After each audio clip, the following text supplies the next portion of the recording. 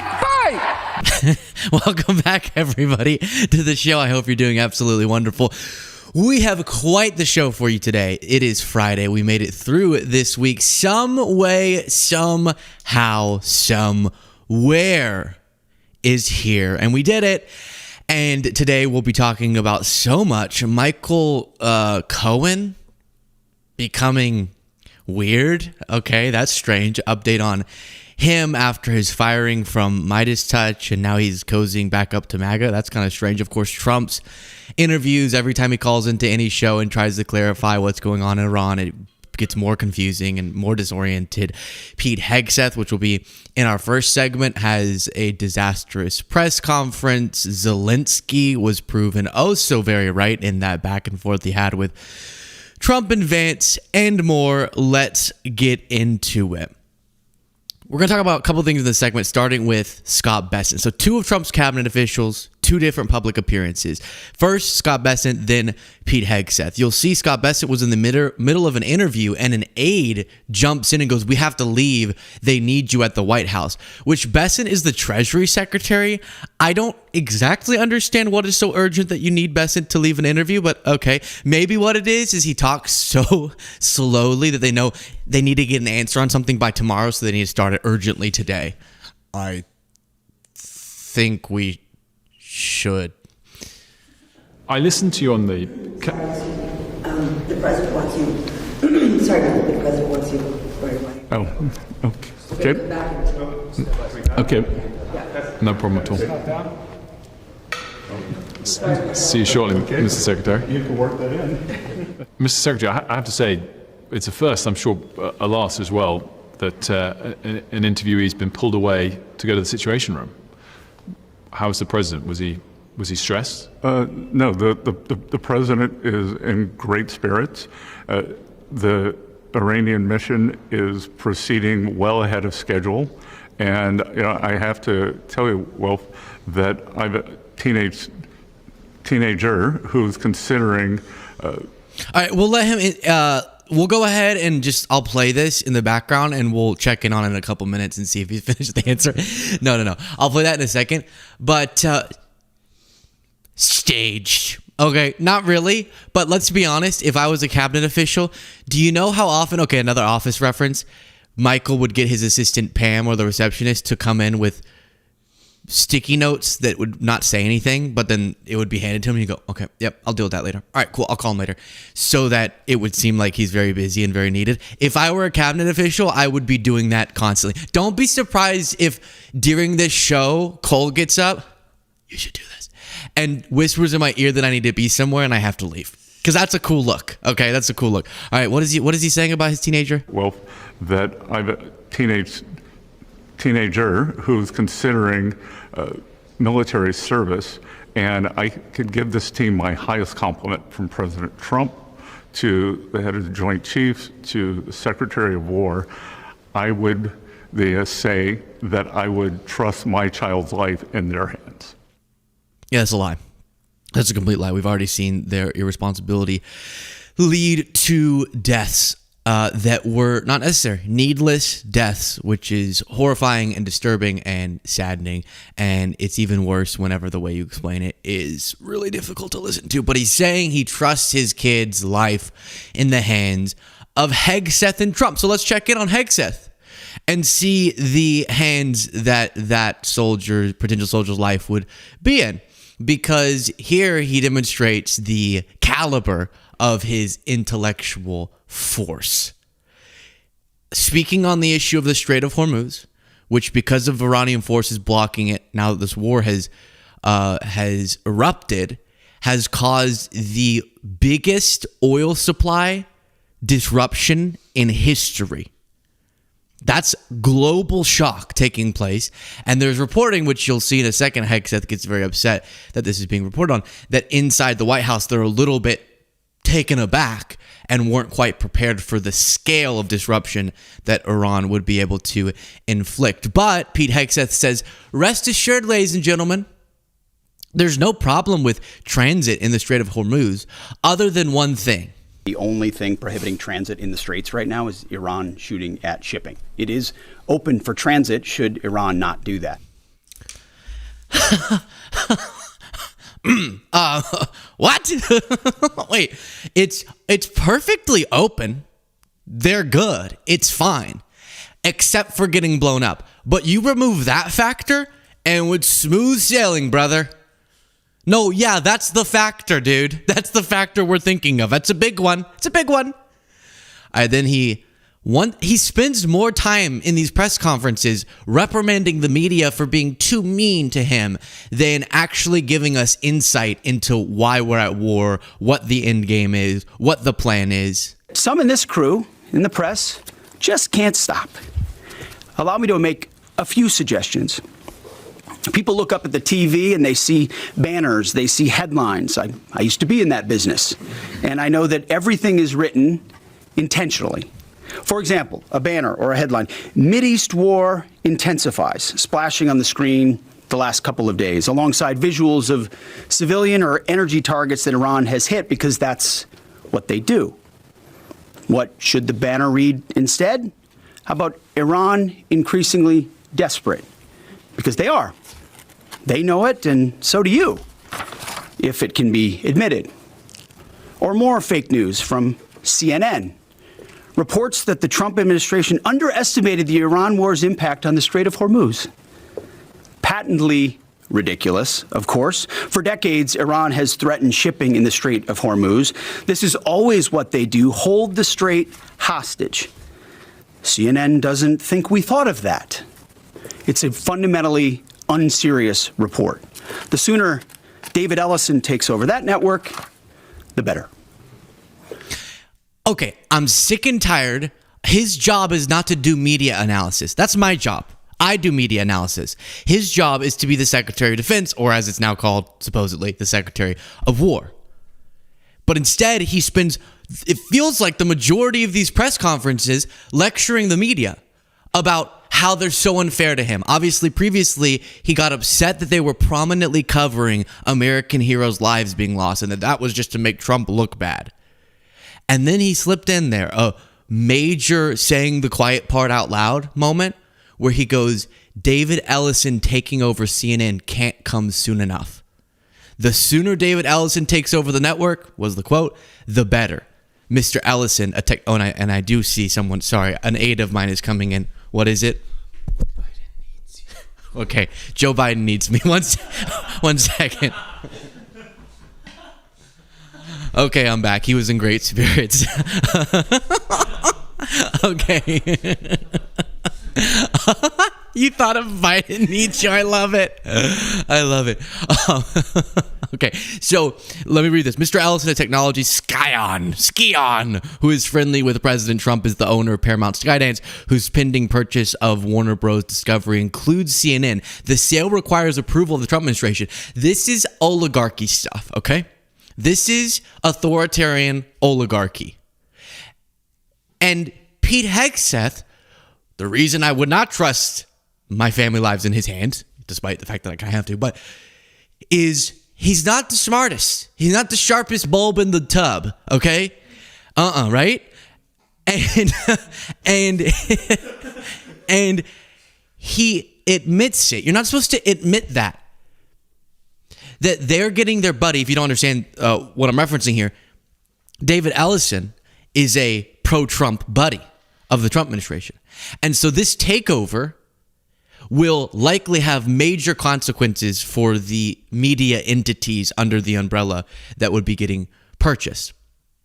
And instead of just going, which is often what they try to do, playing dumb and going, no, I mean, whatever, the business world's going to do it. Yeah, well, we might have to approve the merger, but like that's just life. It's not going to make any impact in us. No, instead he admits we're just sitting here waiting for our friend to take over news entities so that they'll make the coverage more pro-Trump, so that they'll become more like Fox News, a state propaganda entity. Crazy for him to admit that or reference it. Then you have this. Yeah, right there, green jacket. Mike Brass with the Washington Examiner. How many American casualties have there been, and where were the American service members when they were injured? I mean, it's a bunch of return to duty. So we've had a whole the large majority have gone in for some medical treatment and returned to duty. We've had in Kuwait, Jordan, down across the southern flank a little bit, a variety of places, most from one-way attack strikes. But I want to clarify that. I think what we And tried to Saudi do here Arabia. is clarify those numbers rather than saying KIA or WIA wounded. Be more clear about that because the overwhelming majority, almost 90%, thank God, are returned to duty. Minor injuries returned to duty, and so that number can look a certain way, and our job is to add some fidelity. So weird, his obsession. If you were really doing such a great job and it was being managed so effectively, and you didn't have a guilty conscience, then why are you so desperate to lecture the media about how they're not being fair enough to you? Wouldn't there be some self-evident nature to the outcome here? But there's not. So they're trying to propaganda their way into making Americans go, okay, this is great, which they know a thing or two about across the administration. I just saw this headline, which I referenced before: Sinners, Marty Supreme, and an ICE ad. Christie Noem's glamorous TV spot cost more than almost all of this year's Oscar nominees. Okay? Ads like this, they dumped our tax dollars into to prominently display Christie Noem for an ad that ended up being an ad campaign that cost more than most movies. Why do I love these wide open spaces? They remind me of why our forefathers came here. Not just for its beauty, but for the freedom only America provides. The mountains tell you that? No, I'm kidding. I love people. What do I get out of these wide open spaces?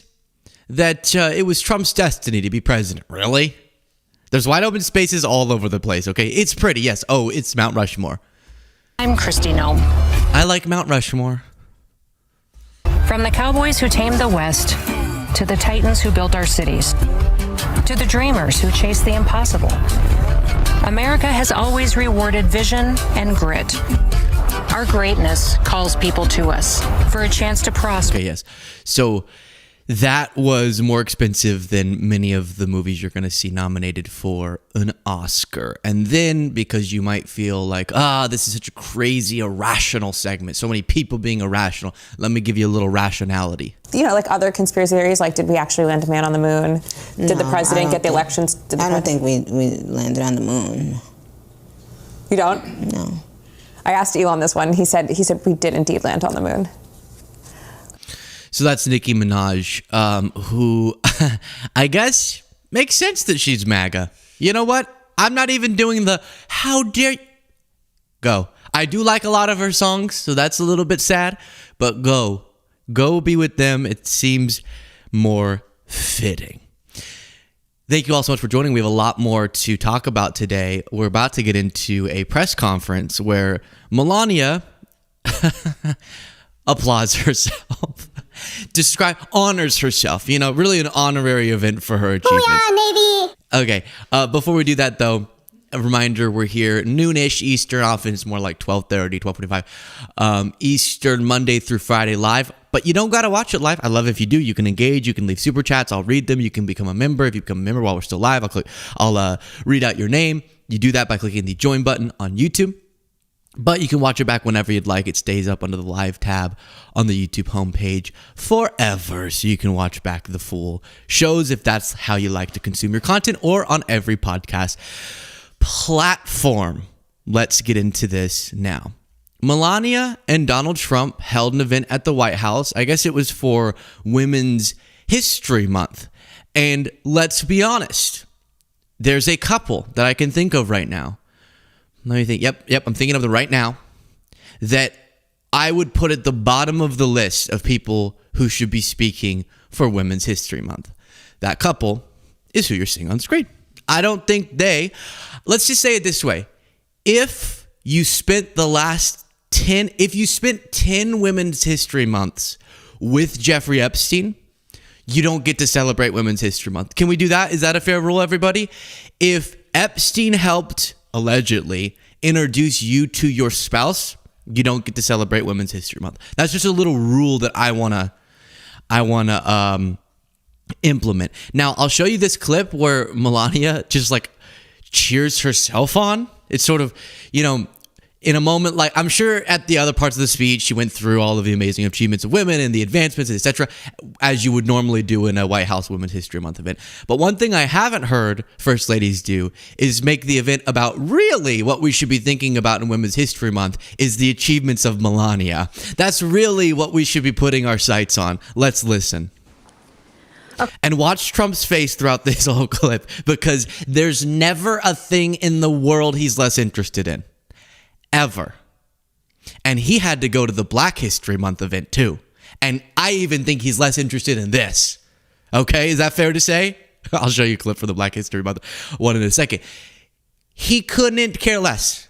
He never really likes listening to Melania talk, but about the history of women, he definitely doesn't want to listen. Watch his face.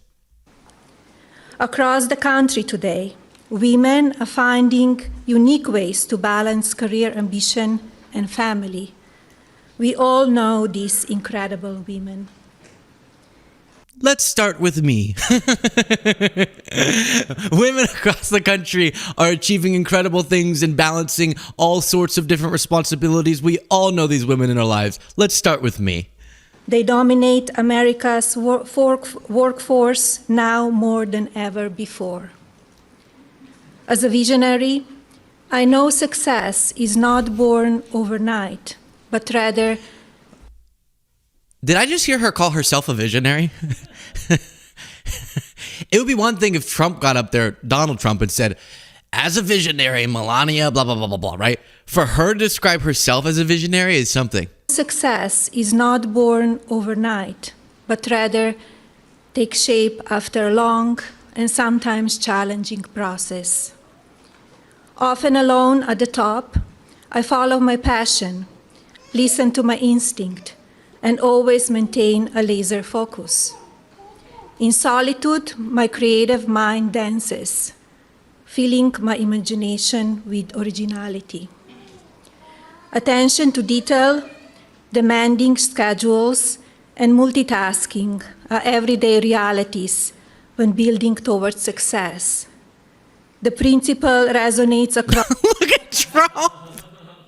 I've never seen someone more annoyed. Look, keep it zoomed in for a second. Success. The principle resonates across all... Oh my gosh. Did she just call herself a visionary? Wow. My roles as a mother, humanitarian, philanthropist, and entrepreneur. As well as with my new film, where I shaped its creative direction, served as a producer, managed post-production, and activated the marketing campaign. Curiosity is a core value that keeps me ahead of the curve. Curiosity begets knowledge, opening doors to ideas and industry that I have otherwise overlooked. Was this written by ChatGPT? Curiosity invigorates the vibrance of the curiosity through creativity within the resounding resilience of passion. And I really think on this day, Women's History Month, we should honor me for that. This unrestricted mindset has led me to build across very different sectors: fashion, digital assets, publishing, accessories, skincare, commercial... Trump is... He's going in between totally disengaged and bored and looking like, when is this going to be? Can I get, like in the last segment, can I get one of my aides to say I need to get to the Situation Room? And then occasionally just like checking her out. Watch this part. He's like distracted and he goes, Just, look at him right here. He's like, maybe this will keep me awake. Oh my gosh. So I love that we're honoring women, their achievements, the history, etc. I just think this is the worst couple to do it. First Lady Melania Trump calls on women to be courageous and take risks.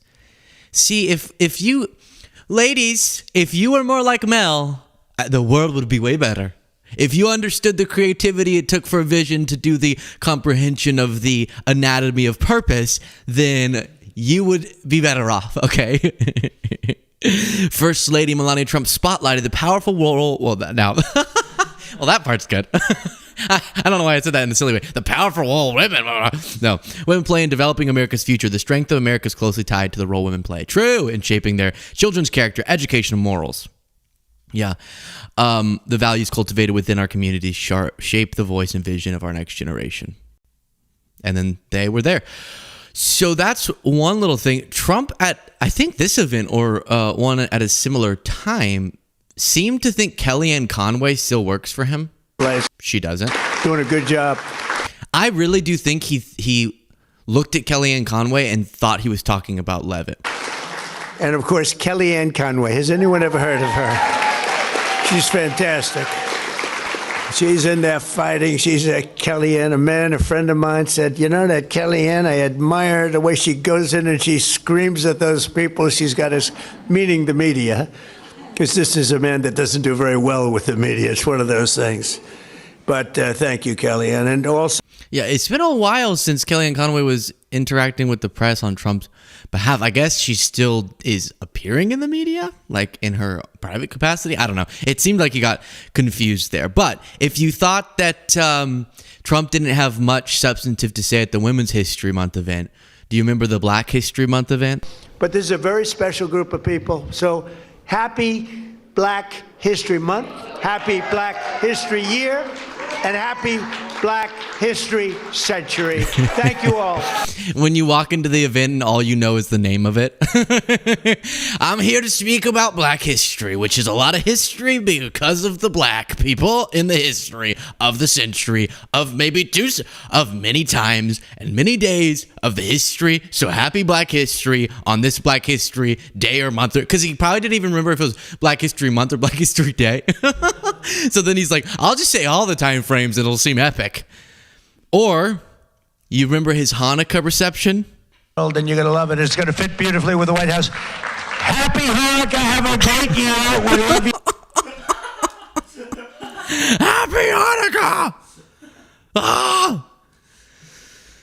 Okay. A reminder, this is a rare chance if you become a member by clicking the join button on YouTube while you're watching this live, or you can go over anytime. But if you do it while we're still live, I will read out your name. Thank you for it. Or if you send a super chat, I'll engage with those as well, of course. I want to talk about this interview that Trump did, calling it sort of an old man calls into a news station and rants about stuff, and we try to decipher meaning because in this case, that man is the President of the United States. Before we get to that, though, here is a French TV station's broadcast, and I think this tells you a more powerful story than a lot of the coverage that we've seen in American news. De Donald Trump qui est en train de danser sur YMCA pendant que le golfe Persique flambe avec le cours du pétrole d'ailleurs pour filer la métaphore et les gens qui sont là juste. So what they did, podcast listeners, is they put up a split screen of the chaos because of the war and then Trump dancing. And there's something powerful about that imagery, no? The president dancing to YMCA and being like, this is literally his explanation. We won the war already, but we are continuing so that we can win. But we won already, and it's a little excursion, but it's also a war that we could do forever if we needed to. But also, oil prices going up is good. He did say that. It's actually good because people can make a lot of money. Not you, but the companies can. But it's also gonna go down very shortly, but it's also going down already, but it's going up because of Iran, but it's going down because of him. And it's complete and just the beginning. All those different things we've heard out of the Trump administration. And so then you get him to call in and rant on a news show with Brian Kilmeade or something. Right? Brian Kilmeade. I blanked for a second. I remembered Kilmeade. And he doesn't make it any more clear. Let's see. I'm doing something about it. And I had to take an excursion. We had the greatest economy in history. We still do.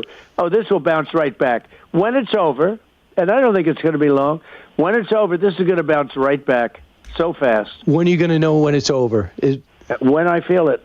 Okay. I feel it in my bones. Will you ask anybody in particular? Would that be some of these a joint decision? Well, I deal with people. I have great people. No, Brian, he's going to feel it in his bones. So if you're worried about this dragging on, more death, more destruction, less answers, don't worry, because once he feels it in his bones, then we will stop. But we also already won. And the economy is the greatest it's ever been, but it'll also bounce back soon. Wait. Something sounds off there. It's bouncing back from the greatest point?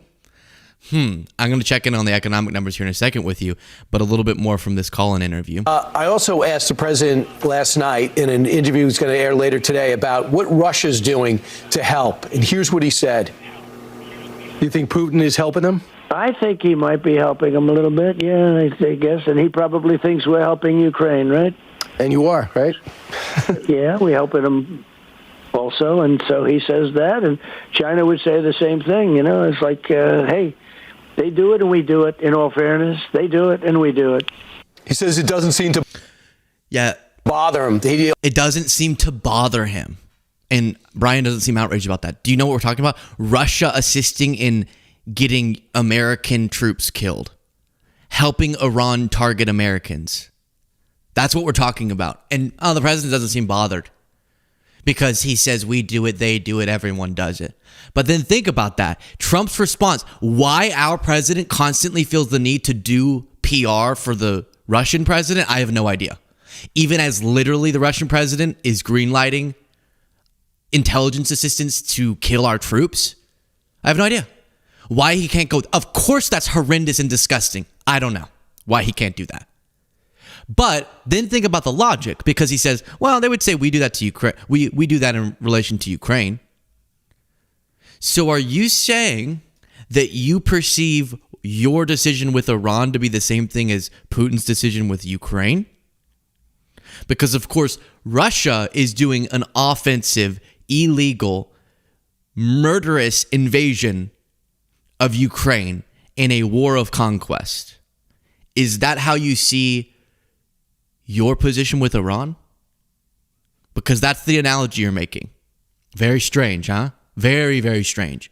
Because, of course, your support of Ukraine would be wholly justified given the context.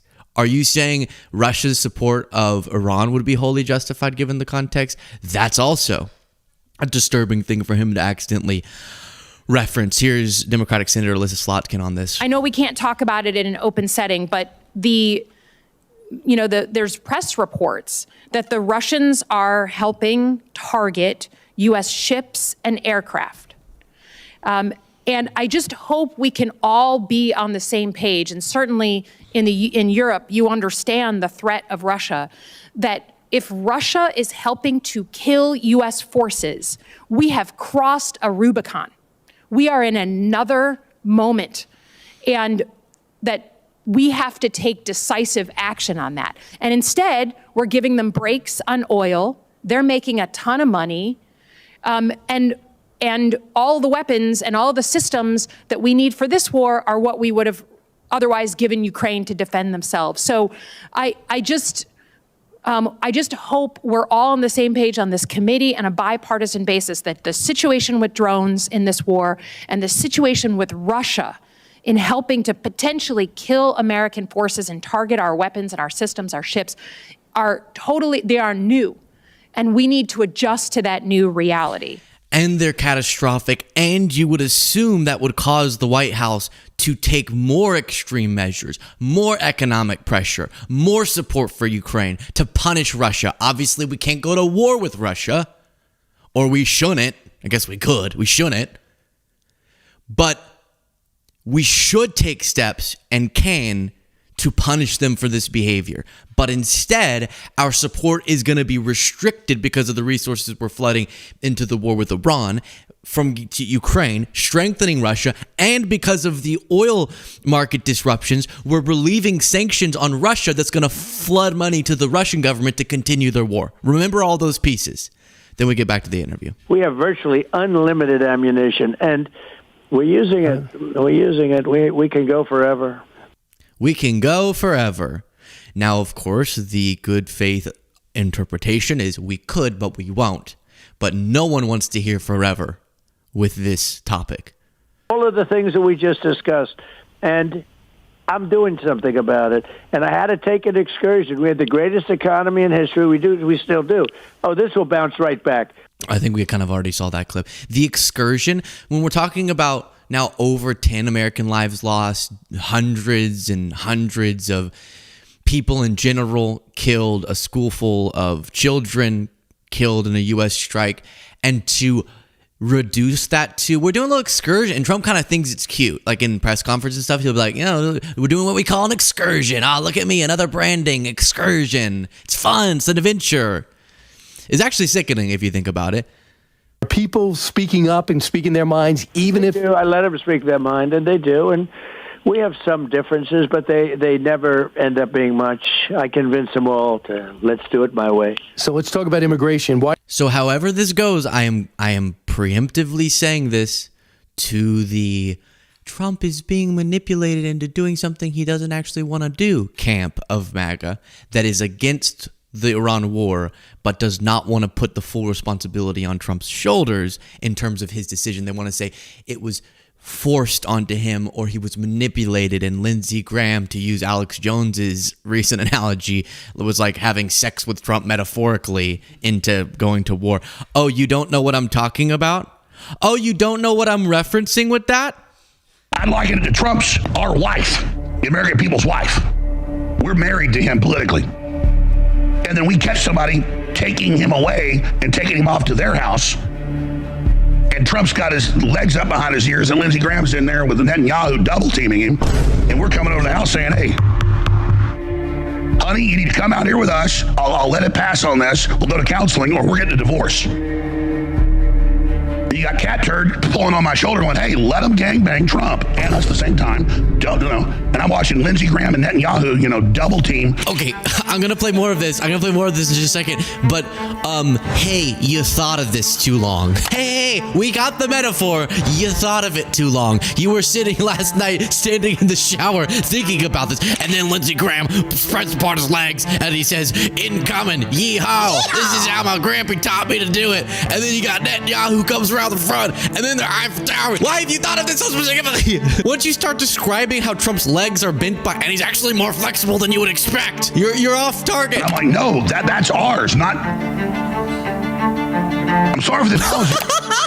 Alex is saying he's against the Iran war. I'm against the Iran war, but that's ours. Only I get to bang Trump. He's my wife. I'm sorry for the analogy, but that's it. I mean, you got Pound Town going on right now, okay? And I guess the triple team, Huckabee's in there too. So they got, Trump stuff like a Christmas turkey here, and us along with it. And I'm just sitting there saying, I'm sorry for the analogy, folks, for someone on the fence. No, there's others. I'm the only one who gets stuffed like a Thanksgiving turkey with a broccoli casserole on the side and a little bit of anchovies. Okay, that's what I was referencing. Oh, you didn't know what I was referencing? That was what I was referencing. That's a social clip that Jay put together from yesterday's show. And so I'm putting out the warning or the request now, which is Trump, you heard in that interview clip, says, I convince everyone of what I want to do. They're not convincing me. He is responsible for his actions. He's not a baby or being manipulated or your wife that is cheating on you. He is the president, and you should treat his actions with the level of responsibility that you would be if it were Biden. Alex would be screaming, Biden is dragging us into World War III. He wouldn't be saying, oh, Biden's aides are convincing. He would say, Biden, this is Biden's fault.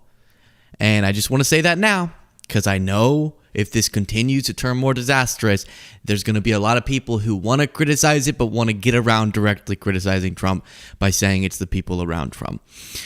Quickly checking in with the audience, you have CJ, who has been a member for 3 months, saying, thank you, Luke, for being such a well-informed individual who values truth and justice. Need more like you, Jaden, and CBC. Keep me sane in dark times. I appreciate that so much, and thank you for being a member for 3 months. And then you have Emily Alvarez, who became a member, who's now been a member for 30 seconds, and that is very exciting, by clicking the join button on YouTube. Appreciate you so much. This one's interesting. Christie did an interview where he made public some private conversations with Trump that really stuck with him. Of course, Christie ran for president against Trump, was very critical, and then after he lost in 2016, became a supporter of Trump's for a while.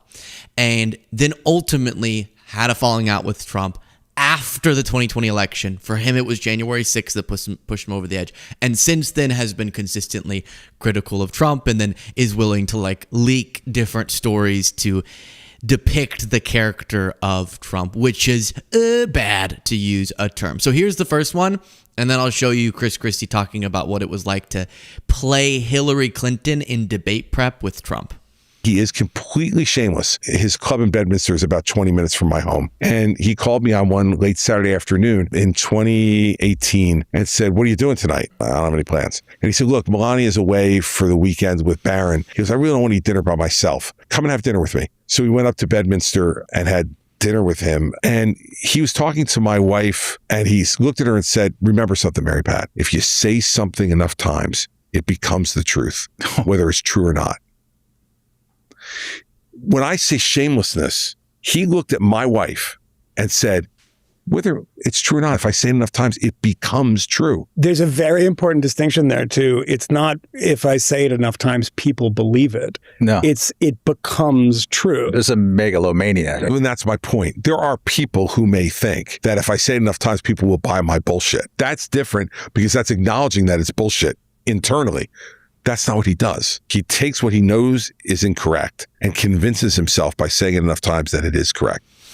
So, number one, it's really shameless to not just believe that, but to say it, and to say it to Mary Pat. Okay? Because Mary Pat don't lie. You can't be named Mary Pat and be a liar. Doesn't happen. Just doesn't happen. Now, I don't know, Mary Pat, maybe she was supportive of Trump too, and then I take that all back. And you know what, Mary Pat? I hate you. No, I don't. F Mary Pat, okay? Never liked her anyways. Okay, no. But to say it, my point in that is not even like his close advisor. It's to the wife of a guy that he's sort of friends with. Meaning Trump will admit that. And we've heard other people say that. We heard Leslie Stahl say that privately before an interview for 60 Minutes started or something like that with Trump. Trump was like, "Hey, Leslie, you know why?" Or no, Leslie asked Trump, "Why do you attack the media and call us liars and fake news when we're doing our best?" And Trump was like, "Well, I have to say that so that when you report negative stories about me, people don't believe them." He'll just admit that. Which is crazy. Do you know why? Because a part of creating a post-truth world requires you to be so overt about it that people's loyalty is tested by their willingness to believe absurd things. It's obvious. Not like, is he not? It's obvious he's a pathological liar. Tens of thousands of documented lies. There's not a single Trump supporter on the planet that could deny that if they actually tried to contend with the facts. But a lot of them tell me he's an honest man. A lot of them don't want to admit that he lies. And that's how you do it. That's how you create, by calling anything that you don't like fake news, by repeating statements however ridiculous, like my inauguration crowd was the largest that ever happened, whenever you can compare, and that's obviously not true. Or we had a jam-packed rally that night and you go look and it wasn't. Or I'm the most fit president. I'm more fit than Barack Obama. You just say things to get people in the routine of going, all right, I can pick Trump over the truth because all these people around him are doing it. He's doing it. And ultimately you degrade a societal incentive to even prioritize truth. And then it's sort of a dark version of the virtue signal. But the virtue is loyalty to Trump is the only priority. As long as you're signaling your loyalty to Trump in this movement, what you're actually saying doesn't matter. The accuracy of what you're saying doesn't matter. And that's why he almost revels in repeating things that are obviously untrue enough times until, yes, his followers believe them, but even he'll start to believe them delusionally. Okay, then we get to this interesting story about Christie doing debate prep. Debate prepping Donald Trump, I did it in 16 and in 20. I played Hillary Clinton in 16 and I played Joe Biden in 20. The back and forth would be very aggressive. Did you ever offend him? Oh, yeah. What was the worst one? Well, it was 2016, getting ready for the second debate. And while we were in the middle of prep is when the Access Hollywood tape came out. Oh. Grab him by the pussy. So now we have to prepare him for that question. He basically comes up with the answer that he wound up giving. Locker room talk. Locker room talk. Yeah. And by the way, I just talked. Her husband actually abused women, and she was an enabler of that. So don't get on me, get on her. And I said, look, maybe we leave that last part off. Don't bait her on that. And he said, it's not a problem. I said, okay, well, let's do it then. Priebus is playing the moderator. He asks the question and Trump gives his same answer. And then Priebus says, Secretary Clinton. And I said, look, since you decided to bring up my husband, I know, and all of you know, that there's been a lot of pain caused in my marriage and there have been a lot of problems. But I stand here tonight as a proud wife and a proud mother and a proud grandmother, because unlike you, I don't treat spouses as if they're disposable. Oh, shit. He looks at me and he says, F you. And I said, that's what she could do. So that's why I'm asking you not to bait her on this. He didn't listen. Not only did he listen, he looked at me and he goes, Chris, she's nowhere near as smart as you. Don't worry about it. Okay, well, that's ridiculous. Chris. Did he really say that, Chris? Oh, there's one other part. He also said, I'm so much more hot than her. That's such a funny thing to add. He just wanted to add that. But great zinger, by the way, because unlike you, spouses aren't disposable. Oh, Chris, you had that one in your back pocket, did you not? Hillary obviously didn't end up saying that. I'll show you how this encounter ended up actually going in that debate. But, you know, Christie, I have to, it's been a long time since we talked about it. Something about the way he talks kind of intrigues me. Like, it's interesting to listen to. And he seems like a nice guy. I don't want to forget, though, that yes, it's good. Since January 6th, he's been consistently calling out Trump. And it's not that triumphant when you waited until he attempted a coup and nearly killed you with COVID. I don't know if the producers know this. Whenever Chris Christie was doing debate prep with Trump before one of his Biden debates, Trump was refusing to get tested. We now believe probably knew he kind of had COVID but didn't want to admit it, and was standing really close to Chris Christie and then gave Chris Christie COVID, likely. And Chris Christie nearly died. So did Trump, maybe. And so, yeah, a dude, because of his negligence, nearly kills you with a disease and tries a coup and insults you constantly. Good job turning against him. But actually, good job. Now, here's how that debate moment actually went in real life. Jeff from Ohio asks on Facebook, Trump says the campaign has changed him. When did that happen? So, Mr. Trump, let me add to that. When you walked off that bus at age 59, were you a different man, or did that behavior continue until just recently? And you have 2 minutes for this. As I told you, that was locker room talk. I'm not proud of it. I am a person who has great respect for people, for my family, for the people of this country, and certainly I'm not proud of it. But that was something that happened. If you look at Bill Clinton, far worse, minor words, and his was action. His was what he's done to women. There's never been anybody in the history of politics in this nation that's been so abusive to women. So you can say any way you want to say it, but Bill Clinton... He did that a lot back then. He doesn't do it anymore. Well, two things. Number one, he doesn't do that as much. And I think back then he was taking a lot of some form of speed, some uppers that would get his mouth really dry and his nose sniffy. And maybe he stopped doing that. But the other thing he used to do a lot is you can say it whatever way you want. It's like, no, you're the one talking. He would always do that. You could say it whatever way you want. No, what you need to say it the way that you want to, and then we're going to listen. We don't need to say it. You're saying it. And so the way he did it was he flipped it around on Bill Clinton and brought like accusers in the audience. And yes, should we live in a world... Oh my gosh. Is it ideal that one presidential candidate who could pack a debate audience with his accusers can deflect from that by bringing the accusers of the husband of the other presidential candidate to the audience? Not ideal. We should have better options than that, for sure. But that is what ended up taking place. But remember, Trump, he assured us that that was just locker room talk. Bill Clinton has actions. I just did locker room talk. But of course, Trump did actions and was literally found civilly liable for abusing a woman. So that should be noted as we're on this topic. And then one other clip from this interview, Christie says that he was fired, which I'm confused. What position did he have? I thought he was being considered for like Secretary of State or something, and then he didn't get it. But he says the reason that he was sort of kicked out of the Trump camp was because Jared Kushner's dad was prosecuted years before by Christie. And so Jared Kushner, the son-in-law, I mean, this is just, what are we doing, family tree? Son-in-law of Trump, Ivanka Trump's husband, wanted to inflict retribution on Christie for prosecuting his dad, Mr. Kushner. I think the single biggest reason Jared... They call him the Big Kush, okay? And then Jared's the Lil Kush. I think the single biggest... Lil Kush! Ladies and gentlemen, welcome to the Grammy stage. 3-time Grammy Award winner, Lil Kush. It's Lil Kush.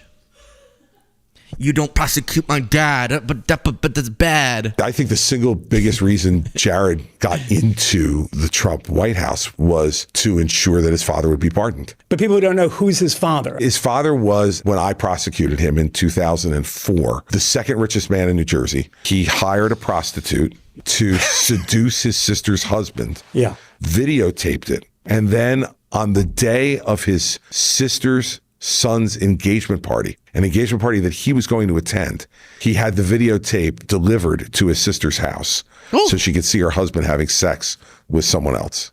You are the head of the transition in 2016.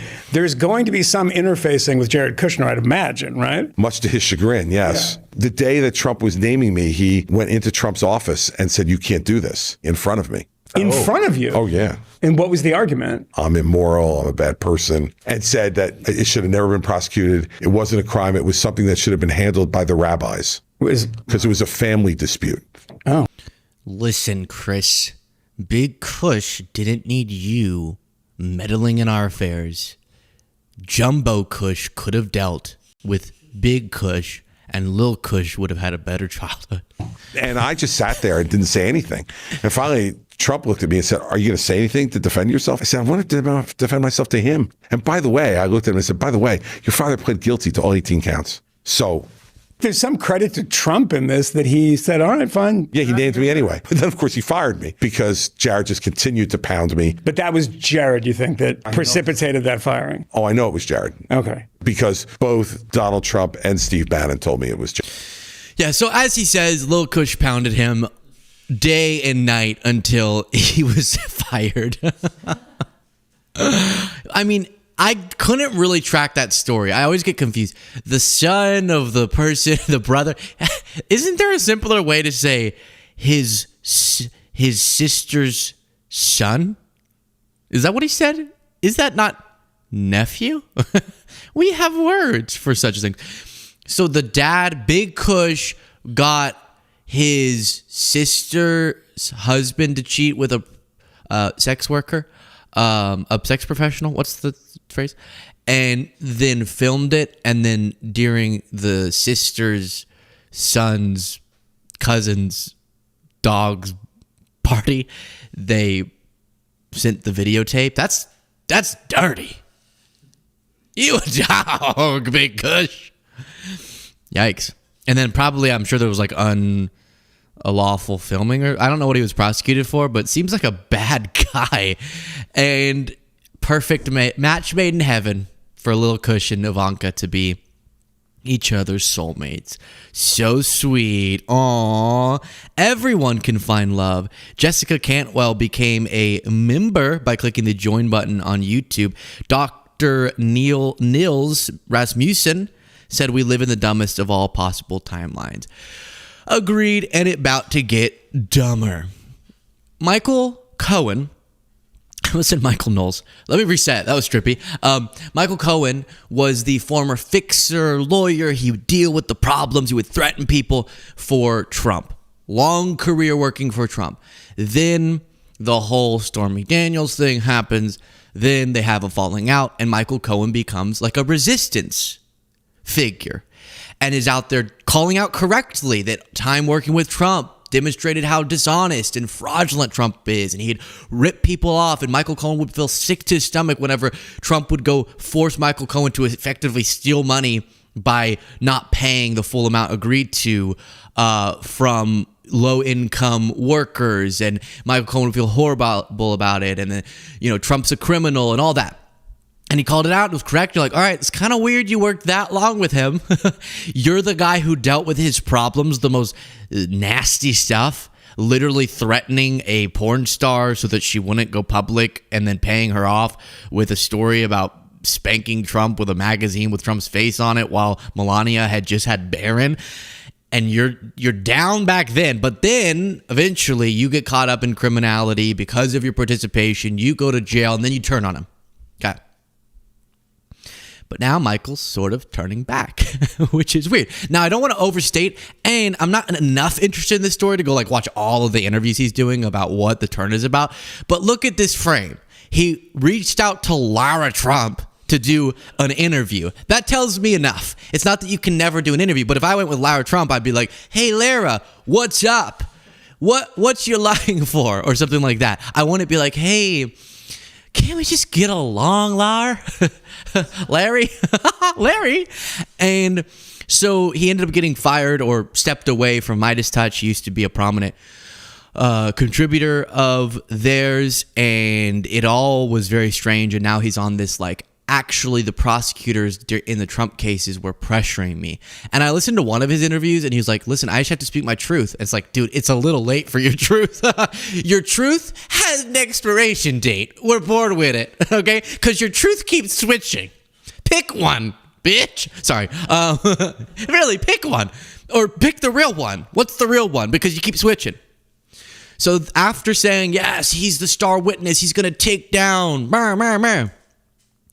now he's like, actually, they were pressuring me. And then his anecdote for that was, it felt like in the interviews with prosecutors and investigators, they were just trying to get out of me what they wanted to hear. Hey, that's all of them. That's the whole process. You're like, tell me what I think that you know. And then if you're like, I don't know it, they're like, but I want you to tell me. And then if you actually don't have the thing they want, you just don't say that thing if it's not true. Of course, they're going to be trying to see if you have the information they want. Dude. So then he went on Lara's program. Ron Filipkowski, who is the editor-in-chief for Midas Touch, said Michael Cohen announces to Laura Trump that he's teaming up with Laura Loomer to do a podcast together. Laura Loomer is one of the most unhinged people in politics. My own writing on my Mea Culpa podcast. Your mea culpa was supposed to be, I effed up doing all this stuff for Trump. And that was his whole podcast. Trump is a psychopathic narcissist, right? And then now his mea culpa is the mea culpa for doing the mea culpa. My own writing on my Mea Culpa podcast. This, by the way, this caused me to lose even my production company that I was with for 6 years. I've now found a new one called True Wave Entertainment. In fact, it's given me the opportunity. I'm in the process of working with Rumble right now and Laura Loomer to create a podcast of our own called Across the Aisle, where people can have a conversation from different sides of the aisle where we understand and acknowledge just how much we really have more in common and stop the divisiveness, stop the attacks. Everything that the president says. Everything the president says? Which president? Joe Biden? Or Trump? I'm so sad that clip cut off. Because there's no way he's saying to Laura Trump's face that Trump says a bunch of divisive things. Is he saying that the president's saying we should unite? Oh, no, I think he might have been... I don't know. And I say this all with love. Maybe he's just confused. Or maybe he wants a pardon. That could be a thing. To kind of clean his slate from Trump. And maybe earlier it was to get a pardon from Biden. And then Biden was like, you're a little suspicious. Are you telling me you threatened Stormy Daniels? She's a nice lady. I don't know what all that magazine spank was about, but she seems nice. She did a tour called make America naked again or something. Real funny. I gotta go down with Jill. So I don't want to overstate again. I want to be honest to what he is saying. But if you're trying to create a podcast across the aisle, finding common ground so that we can realize we have more that unites us than divides us, and we have to step away from the divisiveness, you wouldn't have picked Laura Loomer. You wouldn't have picked Laura Loomer. She's like right now screaming about how all Muslims need to get removed from the country or something. More that unites us than divides. I agree. Like if I and Christie did, hey, Christie, want to do a podcast? If we did a podcast together, that would be interesting because you're like, we agree generally on principles of decency, and Christie effed up. I never effed up. So like I'm the, I'll guide this because I don't have the history you do. But like, hey, but we could talk. We both agree in principles of democracy. That's why you abandoned Trump. We can debate. You're a little bit more a lot more conservative than me, but you understand the threat of authoritarianism, right? That would be across the aisle. But it's as if I said that my podcast with Isabella Moody was to demonstrate that we have more that unites us than divides us. That was never our argument. It was, I'm going to be me, she's going to be Cray, let's see what happens. And then maybe I can convert her. But it wasn't like, look, we can demonstrate that we all get along. Because Laura Loomer literally doesn't say that. Laura Loomer is like one of the most divisive people. So that's a silly thing. Very silly. Mehdi Hasan said, I tried to warn liberals, including folks at MSNBC when I worked there, that this guy was a total and utter fraud. Is he? I don't know. But I feel bad. I honestly feel bad to the Midas Touch crew because they were doing a lot of stuff and trying to bring people into the fold, build a big network. They saw him try to speak out, so then they invited him to have like a show on Midas Touch and a channel on Midas Touch. And then he used that platform to do an about face, which is weird. And then he goes, the liberals don't want me to say my truth. No, you can. Of course you can. Bubba, you can. Go have your podcast with Laura Loomer. We just don't have to like it. And you can say your truth. We just are now a little bit untrustworthy because you're going like this. Flip, flop, flip, flop. And Snip, stop. You have no idea.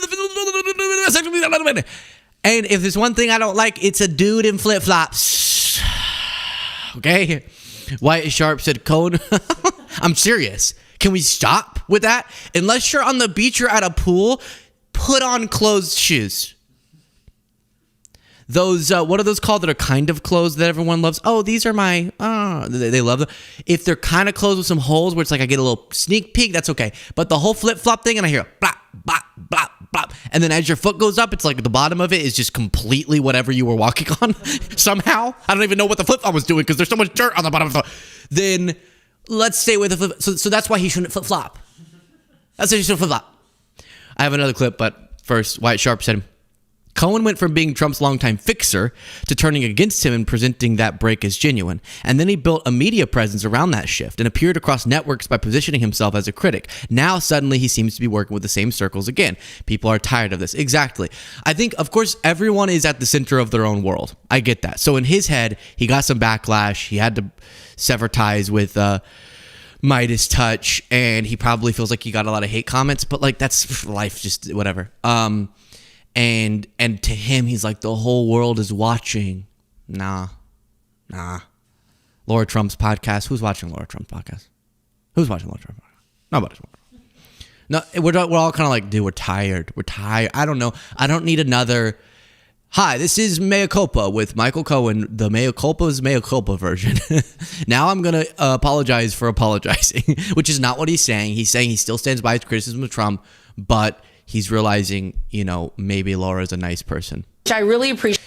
He realizes that maybe, how could it possibly be that she could be a dishonest person if she has that big of a crystal cross on her neck?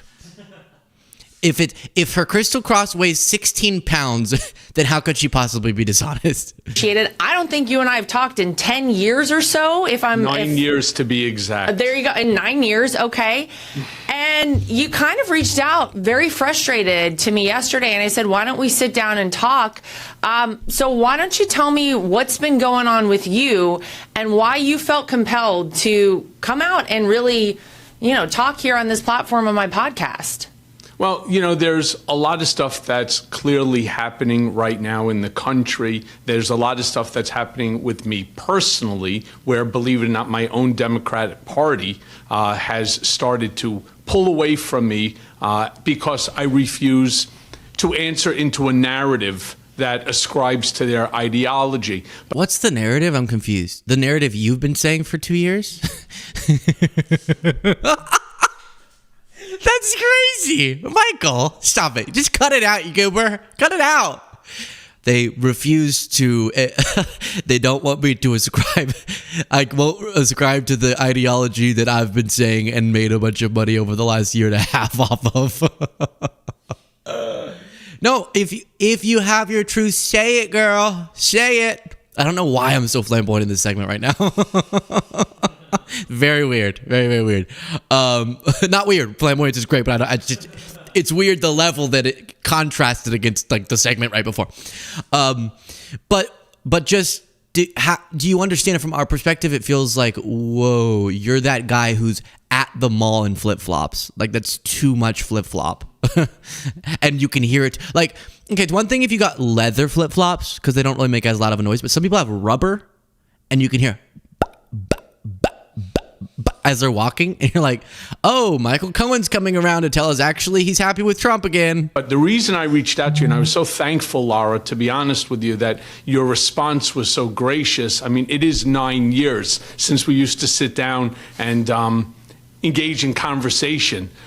Somewhere along the way, we as a society have allowed politics, right, to convince us that if you sit down with someone who maybe holds a different view, well, then it must mean that you agree with them on everything. And that's simply, obviously, not so. And that's not how democracy works.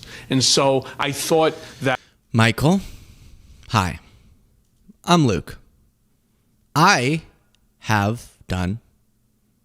I'm certain I've had more conversations with right-wingers than I've had 100 times more conversations on camera with right-wingers than you have.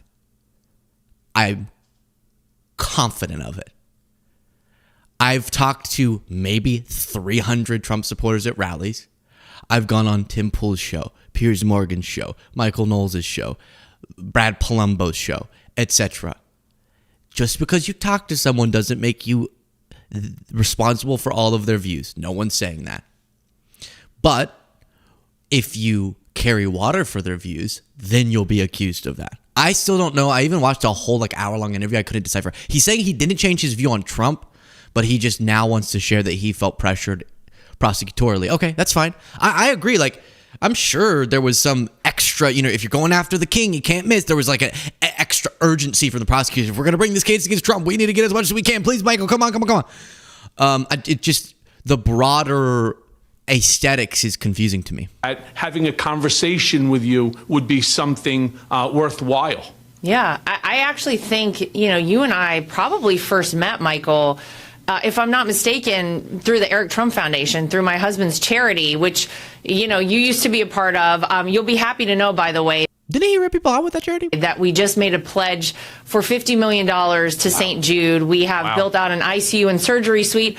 But I'm going to start there. Actually, Laura, I hate to say it, you and I met way before that. Did we meet before that? But we spent a lot of time on ETF. Laura, it was even before you were... It was back when I was burying dead bodies for your father-in-law, figuratively, metaphorically, okay? So that's the other thing I don't like is when people get on a podcast and go, listen, it's like, what are we doing this for today? We're having a conversation, and the conversation's so powerful. We're having a conversation because we're having a conversation. So hard not to have a conversation, and we're having a conversation, and it's so inspiring. Have the conversation. What is the conversation? I don't need a conversation about the fact that you have a conversation. Have the conversation. Does this go anywhere? Dating Eric. Yeah, we dated for a while.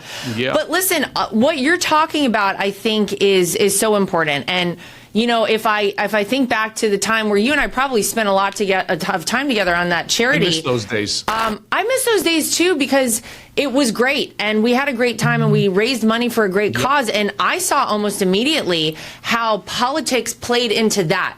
Yeah. How people. Okay, I'm done. I got it. I understand.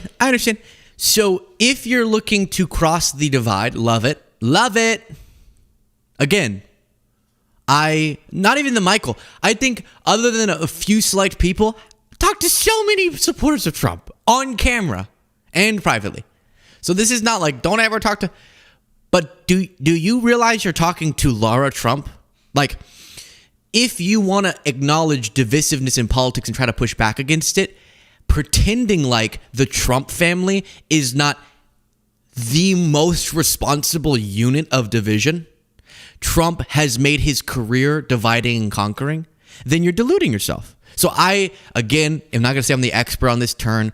I watched one of his interviews and was kind of confused about the point he was trying to make, but it feels like he's saying there's some shift and the Democratic Party is leaving him, but I've heard, what? The Democratic Party? Who? Like, Joe Biden?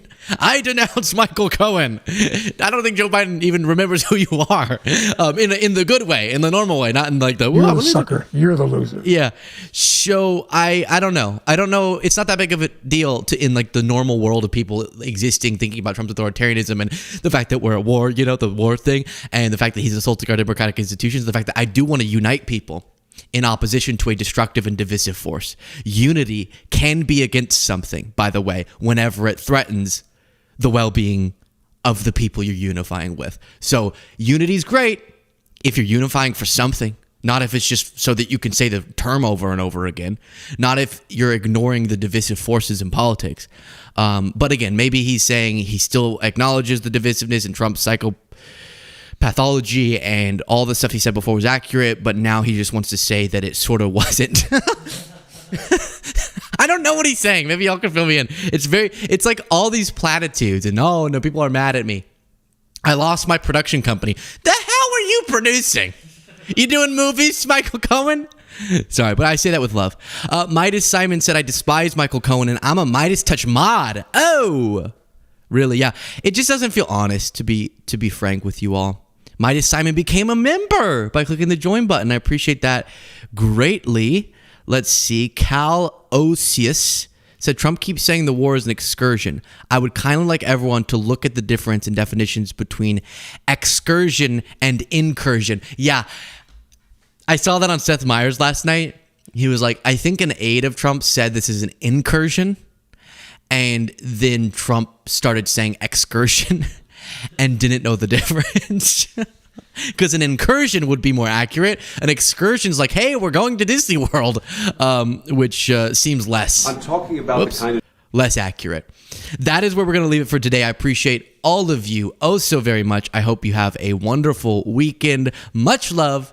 Talk to you next time.